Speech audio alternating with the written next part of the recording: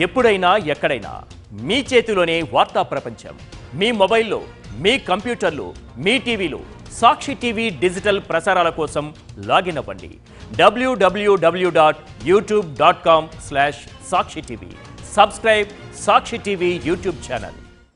నెల రోజుల క్రితం హైదరాబాద్ గచ్చిబౌలిలోని ఓ పబ్లో అర్ధరాత్రి నటి కల్పిక హంగామా చేసింది. ఈ విషయమై ఆమెపై పోలీసులు కేసు కూడా పెట్టారు. అది ఇంకా విచారణలో ఉంది. ఇప్పుడు మరోసారి కల్పిక హైదరాబాద్ సమీపంలో మోయినాబాద్ లో ఉన్న ఓ రిసార్ట్ లో హడావిడి చేసింది.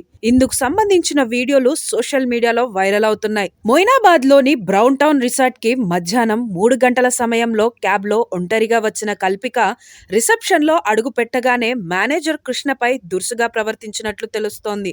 ఒక్కసారిగా మెనూ కార్డు విసిరేయడం, రూమ్ తాళాల్ని మేనేజర్ ముఖంపై విసరడం, అసభ్యంగా బూతులు మాట్లాడుతూ దురుసుగా ప్రవర్తించడం లాంటివి సీసీటీవీలో రికార్డ్ అయ్యాయి.